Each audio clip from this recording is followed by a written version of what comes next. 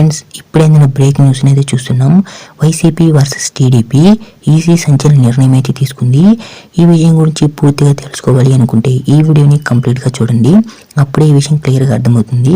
అలాగే మన వీడియోస్ చాలామంది చూస్తున్నారు కానీ సబ్స్క్రైబ్ చేసుకోవడం మర్చిపోతున్నారు. ప్లీజ్ ప్రతి ఒక్కరు సబ్స్క్రైబ్ అయితే చేసుకోండి. అలాగే లైక్ చేయడం కూడా మర్చిపోతున్నారు. ప్లీజ్ ప్రతి ఒక్కరు లైక్ అయితే చేయండి. మీరు లైక్ చేయడం వల్ల ఈ ఇన్ఫర్మేషన్ మరికొంతమంది అయితే తెలుసుకోగలుగుతారు. ఇక అసలు విషయానికి వచ్చినట్లయితే టీడీపీ దొంగ ఓటర్లపై ఈసీకి ఫిర్యాదు చేసింది.